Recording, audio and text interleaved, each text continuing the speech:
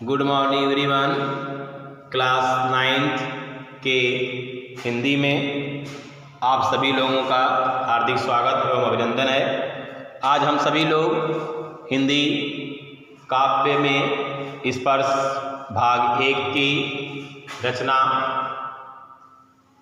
सियाराम शरण गुप्त जी की एक फूल की चाह पर चर्चा करेंगे, जिसमें हमने काव्य पंक्तियों में चौथी उनकी कविता पर चर्चा हो गई थी पिछले दिनों। आज हम उस पर कुछ बातों को करते हुए, पुनरावृत्ति करते हुए, उन बातों को फिर से जानते हुए कहानी को आगे बढ़ाते हैं। सुखिया का पिता निरंतर चिंतित है, क्योंकि सुखिया को भी महामारी ने घेर लिया है।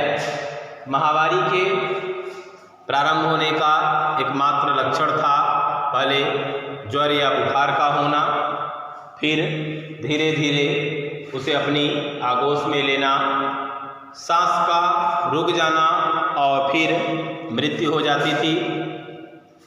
सुखिया का पिता को जब यह बात पता चलती है कि गांव में जिस प्रकार से अन्य बच्चों की निरंतर मौतें हो रही हैं और इस मौत का प्रारंभ ही ज्वर और बुखार के द्वारा हो रहा है, तो निश्चय ही बुखार के प्रारंभ होने से ही महामारी के प्रारंभ होने की संभावना पूर्ण रूप से प्राप्त हो जाती है। एक दिन जिस बात का सुखिया के पिता को डर था, जिसके लिए सुखिया के पिता अपनी पुत्री सुखिया को घर से बाहर जाने के लिए मना करते थे, वह बात हो चुकी। सुखिया का पिता को मालूम हुआ कि उसकी पुत्री को ज्वर हो गया। घर में आने के बाद रुधे हुए गले से बोलने वाली उसकी पुत्री की आवाज़ों में दबाव था। पूर्ण रूप से उसकी आवाज़ें निकल नहीं पा रही थी, जिसे देखकर सुखिया का पिता अत्यधिक चिंतित हुआ। सुखिया के बुखार से तप्त और रुधे हुए गले को सुनता हुआ वह अत्यधिक चिंतित वहीं उसके बिस्तर के पास बैठा बैठा उसके दृश्य और उसके बिगड़ते हुए शरीर की हालत और उसके शरीर के प्रत्येक अंगों का शिथिल होना और उसके शरीर के अंगों के कमज़ोर होते होते धीरे धीरे उसे मृत्यु की आगोश में जाते हुए देखकर वह चिंतित होता है। इस चिंता में वह इतना बेबल हो जाता है, इतना व्याकुल हो जाता है कि बैठे बैठे ही उसका सुबह बीत जाता है।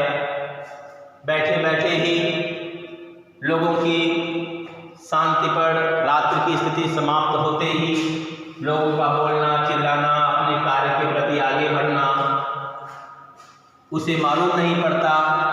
वह सोचता ही रहता है दुख से, कैसे अपनी पुत्री को बचाया जाए, किस प्रकार इस बीमारी से उसे निजात दिलाया जाए, किस प्रकार पुत्री को उसके प्राणों को जाने से बचाया जाए। सुबह से दोपहर होती है, दोपहर से शाम हो गई, शाम से और फिर धीरे धीरे रात्रि आ जाती है। उसे समय का पता ही नहीं चलता। चिंता में डूबा हुआ वह एक स्थान पर बैठा बैठा दुख और कष्ट और उपाय खोजने में लगा रहता है।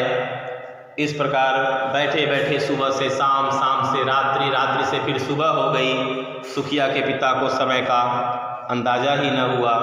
आइए चलते हैं हम अगले काव्य पंक्ति में, काव्यांश नंबर 5 पर, जिसमें हम आगे सुखिया के पिता और सुखिया को होने वाले कष्ट और उसके जीवन पर आधारित बातों पर चर्चा करें। तो आइए चलते हैं सुखिया की काव्य रचना में, सुखिया की बातों में, जहाँ पर सियाराम शरण जी ने 5वीं कविता लिखी। कविता की पंक्ति है, सभी ओर दिखलाई दी, सभी ओर सभी ओर दिखलाई दी बस अंधकार ही एक छाया, सभी ओर दिखलाई दी बस अंधकार की ही छाया, और छोटी सी बच्ची को ग्रसने, ग्रसने मीन्स खाने, ग्रसने कितना बड़ा तिमिर, तिमिर मीन्स अंधकार, तिमिर आया। ऊपर विस्तृत महाकाश में जलते थे अंगारों से, झुलसी सी जाती थी आंखें, जगमग जगते तारों से। आगे बताते हैं कि क्या हुआ सुफिया के साथ।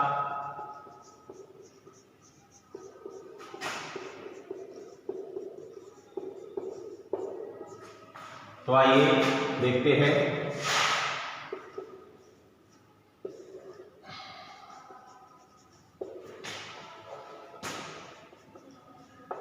कुछ कठिन शब्दों पे पहले हम चर्चा कर लें। पहली पंक्ति के कुछ शब्द हैं। सभी ओर दिखलाई दी बस अंधकार की ही छाया। अंधकार, अंधकार मीन्स आप जानते हैं अंधेरा, अंधकार मीन्स अंधेरा। छाया, छाया मीन्स प्रभाव, अंधकार की छाया माने अंधकार का प्रभाव, अंधकार की ही छाया। छोटी सी बच्ची को ग्रसने कितना बड़ा तिमिर आया। ग्रसने, ग्रसने मीन्स खाने या समाप्त करने, ग्रसने, ग्रसने मीन्स खाने या समाप्त करने।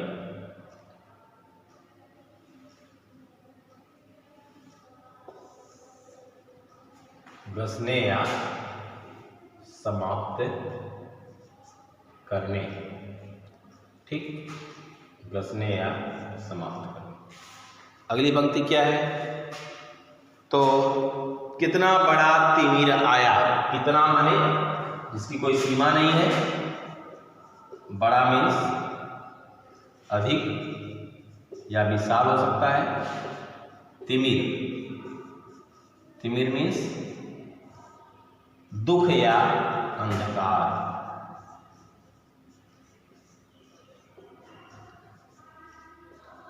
तिमिर मीन्स अंधकार भी होता है और दुख भी होता है, जहां जैसा प्रयोग आ जाए, दुख या अंधकार। आगे फिर चर्चा करते हैं।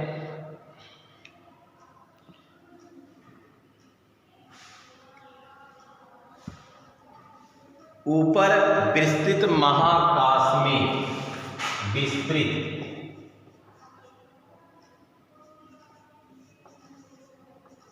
विशाल, महाकाश, ऊपर, ऊपर विस्तृत महाकाश में जलते से अंगारों से,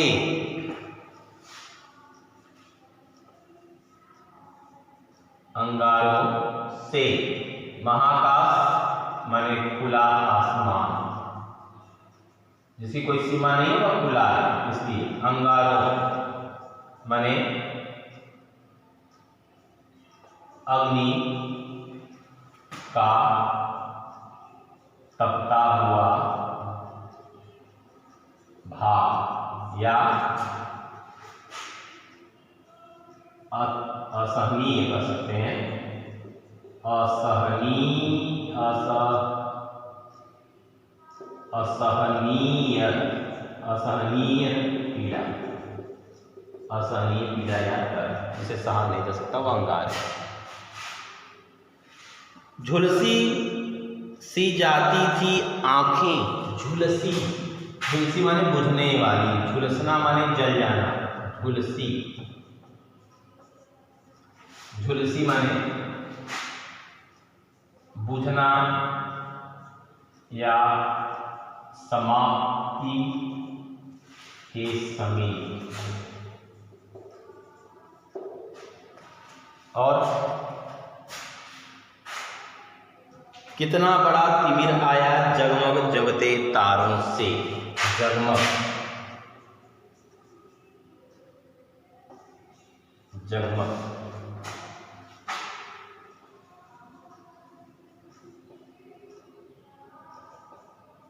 प्रकाशित होना। तारों नक्षत्र आदि। ठीक, तो आइए देखते हैं शब्दार्थ आप लोग राइट कर लीजिए, फिर हम चलते हैं अभ्यास 5 की व्याख्या की ओर। सभी ओर दिखलाई दिवस अंधकार की ही छाया।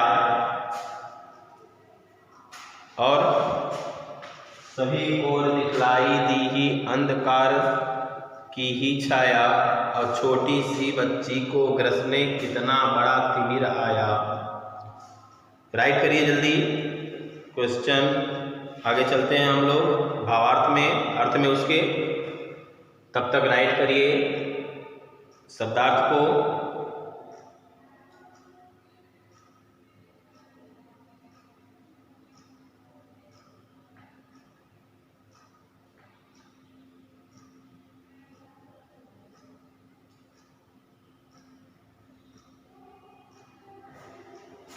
हो गया।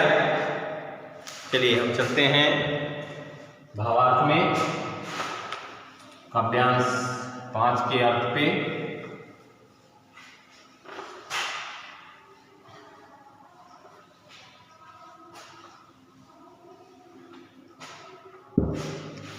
प्रश्न पहली कविता का क्या था? सभी ओर दिखलाई दिवस अंधकार की ही छाया।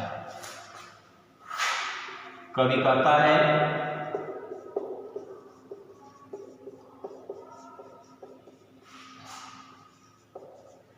कवि गुप्त जी कहते हैं कि सुखिया का पिता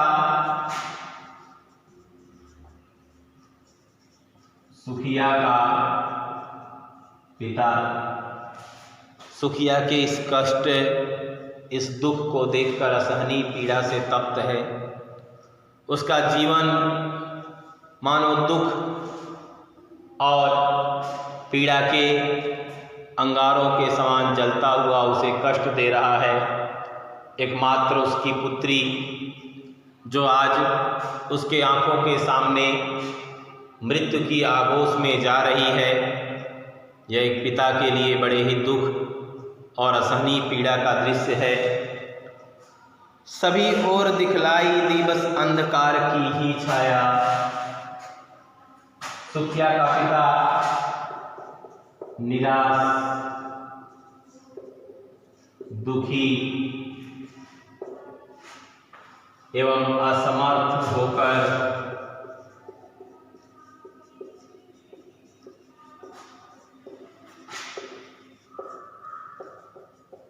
सोचता है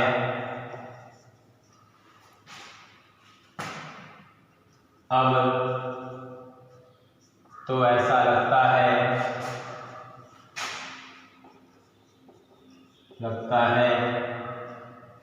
सुखिया को बचाना,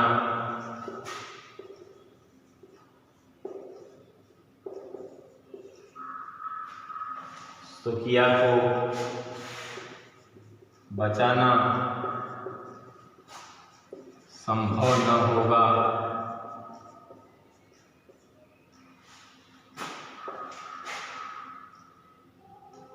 सुखिया का गम मुझे अत्यधिक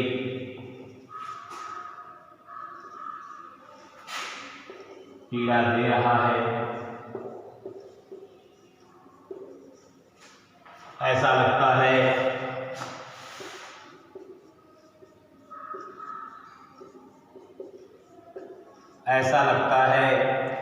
जैसे रात्रि का यह अंधकार,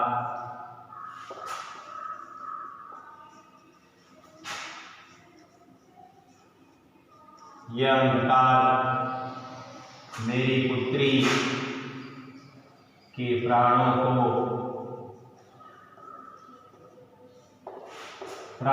को ही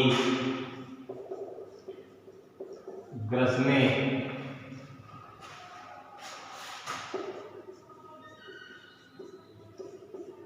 समाप्त करने आया है।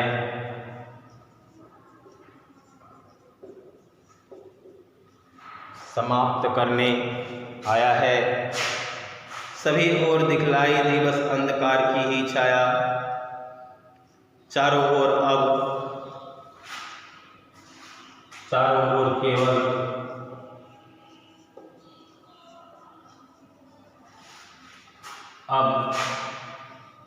केवल मुझे निराशा ही निराशा दिखाई दे रही है।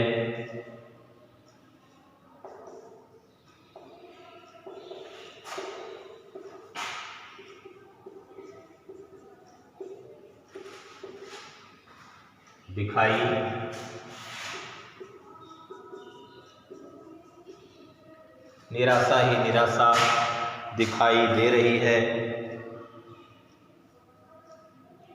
छोटी सी बच्ची को ग्रसने ये अंधकार आया हुआ है। चारों ओर इस समय दिन हो जाने पर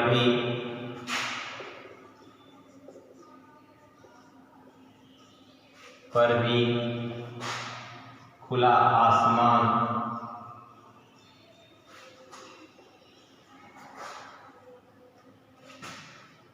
तथा रात्रि में आकाश के तारे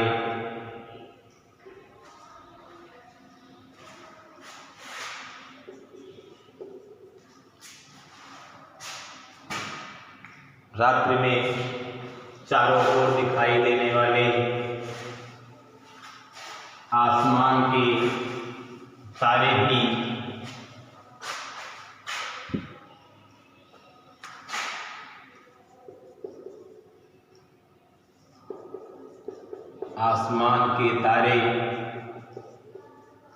मुझे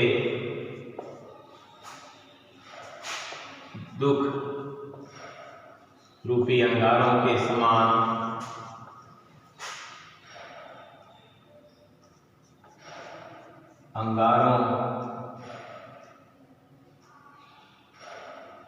आसमान के तारे मुझे दुख रूपी अंगारों के समान अत्यधिक पीड़ा दे रहे हैं।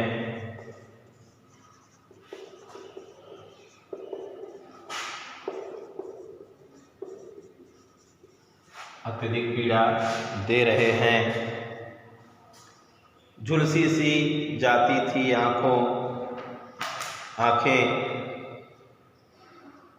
जगमग जगते तारों से चारों ओर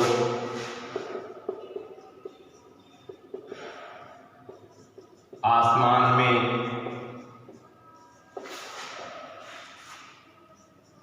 तारे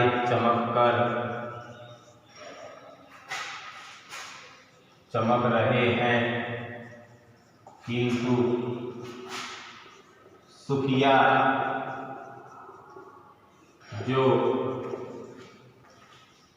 उसके पिता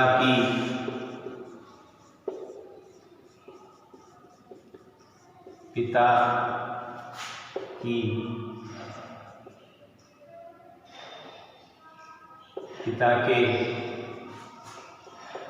आंखों का तारा है, उसकी आंखें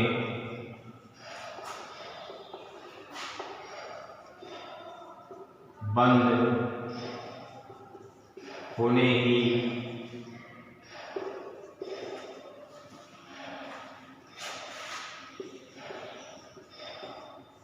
वाली हैं, अर्थात उसकी आँखें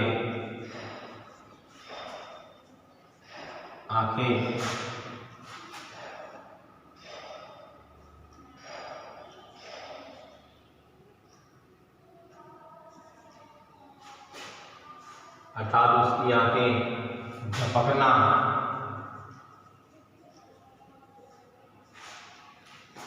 बंद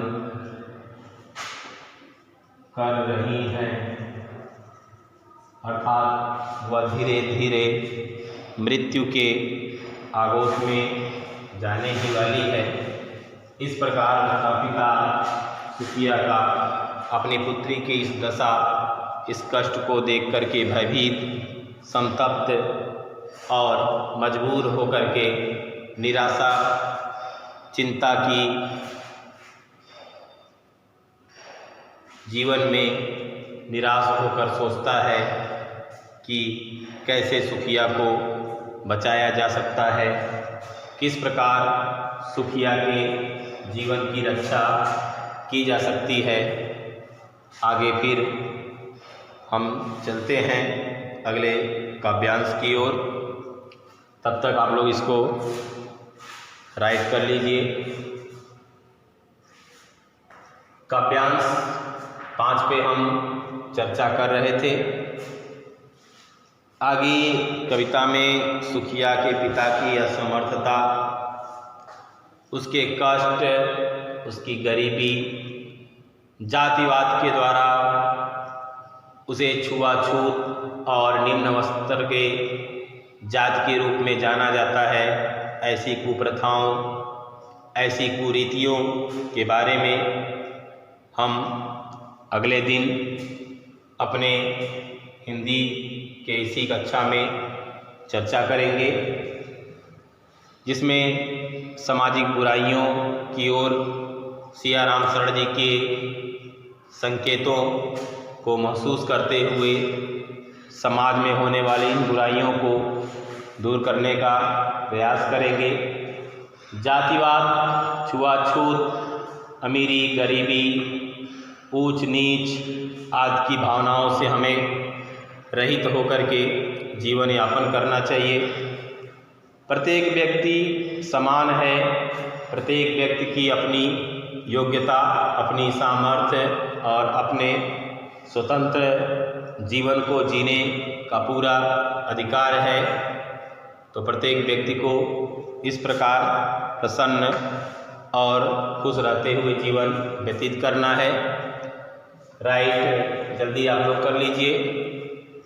फिर हम लोग अगले दिन हिंदी के इस क्लास में अगली पंक्ति काव्यांश 6 पर चर्चा करेंगे, जिसमें कविता की पहली पंक्ति है, देख रहा था जो सुस्थिर हो नहीं बैठती क्षण भर, हाय वही चुपचाप पड़ी थी अटल शांति धारण कर, सुनता वही चाहता था मैं उसे स्वयं ही उकसा कर, मुझको देवी के प्रसाद का एक फूल ही ला दो। इस पंक्ति में सुखिया की अंतिम अवस्था, बीमारी के कारण महामारी के चपेट में आने से उसके गले रुध गए थे, उसकी आवाज़ें धीरे धीरे बंद हो रही थी, आंखें जो पलक झपक रहे थे वो भी सुखिया के पिता से फूल की याचना करते हुए धीरे धीरे बंद होने के कगार पर हैं। तो आगे सुखिया के पिता ने क्या किया, तो चलिए अगली पंक्ति में हम अगले दिन पंक्ति काव्यांश के 6ठे कविता में चर्चा करेंगे। तब तक के लिए अपनी बातों को यहीं पे समाप्त करते हैं। धन्यवाद। आपका दिन शुभ रहे। नमस्कार।